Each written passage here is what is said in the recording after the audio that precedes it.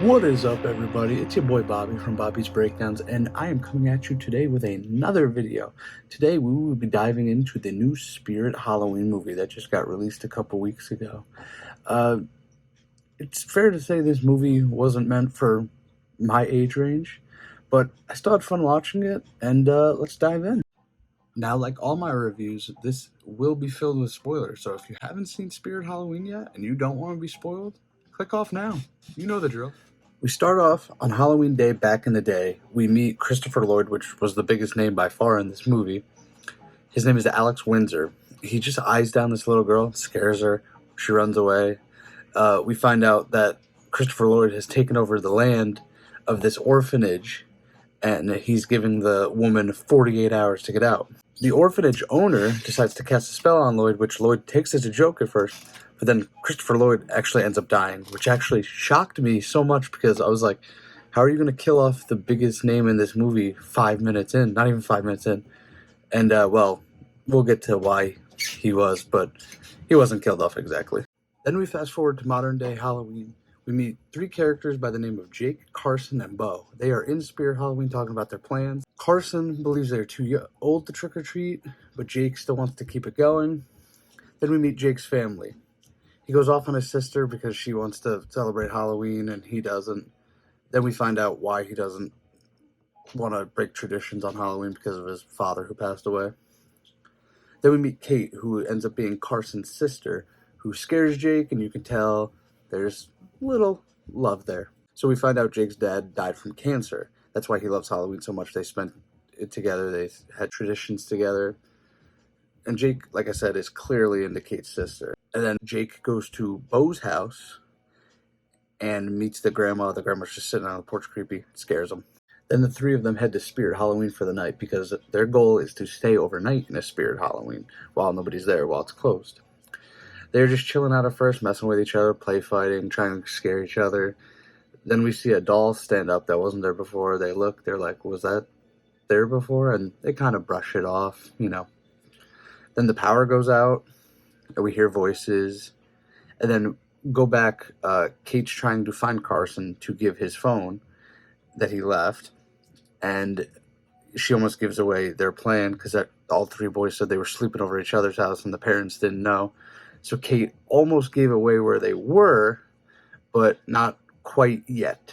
So Kate is slowly starting to figure out that they aren't where they are supposed to be. So Jake, Bo, and Carson are talking to a fortune teller. They figure out they aren't alone in Spirit Halloween because of the fortune teller tells them. One of the ghosts jumps out and chases them, attempts to take Bo. Hello, Christopher Lloyd. Like I said, he didn't die, and he is back. Bo gives away their hiding spot by ripping one, you know.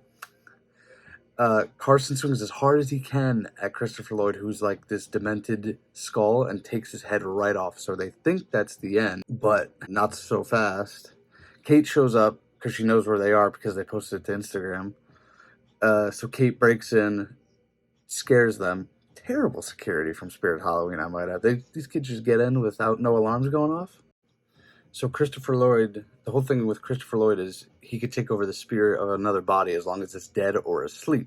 So he takes over a teddy bear's costume. Now, something about Christopher Lloyd walking around as a teddy bear is just disturbing to me. But so they shoot Nerf guns at this teddy bear, and it somehow works. Kate does a running cartwheel and kicks the teddy bear down. Now, I don't know why she did the cartwheel. I guess more momentum, but I don't know. So they find blueprints about how to get out because they can't get out. So eventually it leads them to the stairs, leads them to a creepy room, then to the cave. Now Christopher Lloyd is in some creepy guy in overalls. He just keeps transforming. Then Lloyd takes the spirit of a six-legged creepy creature, and it ends. This scene ends with Jake's talking about shooting his shot with Kate. We'll get more into that. In the cave, they see an abandoned house. Now, I'm wondering how big this Spirit Halloween is to hold all this. They try to escape the house and see Windsor as this six-legged creepy thing. So they have to hide in the house. Windsor tried to take Kate, unsuccessfully, of course. Bo uses Raid and a lighter to set Windsor on fire, which was just crazy to me. They run for safety. They still can't get out. Of course, Windsor takes shape of another character. Windsor pickpockets the necklace that Kate gave Jake. So, Jake's very upset about that because, of course. Then and it all just boils over. Jake and Carson start fighting because they can't get out. Carson wants to go off on his own. By fighting, I mean a terrible, terrible choreographed fight between these actors. It was just awful. So, Carson says he doesn't need this anymore. They're arguing. Bo is the truth speaker in all this. He tells both of them to grow up because one wants change and one doesn't want to change. They have to meet in the middle. Then Windsor knocks some eyeballs off a shelf, knocking Kate out while she falls over. I don't know how that works, but so then he takes shape of Kate's body, which was an interesting twist. I didn't see him take the body of I don't know how old girl. So Kate is summoning the monster. She's going crazy. Again, they try and take down the monsters with Nerf guns unsuccessfully, of course, which I don't know what that was. Then they get rid of the spirit books, and then that brings Kate back to normal. Of course, Jake goes for the kiss after she comes back to normal. Kate says no. She says she loves him, but it's never going to happen. Poor guy. So we are at the end of the movie now. Jake thanks his dad by looking up at the sky. We see a shooting star go across. A nice moment for sure. Kate kisses Jake and thanks him while they leave Spirit Halloween. The Spirit Halloween place shows up the next day and it's a complete mess, and he's distraught over it, of course. 1 year later, we see the kids dressed up. Jake takes his sister trick-or-treating. It's a nice end to the movie, His new dad thanks him, and they hug. They have a nice moment. The mom smiles. So it ends officially with Jake walking and taking his sister trick-or-treating, walking off, while the parents watch them go. Then we see the little girl from the beginning of the movie who Christopher Lloyd scared, casting spells. She's all grown up.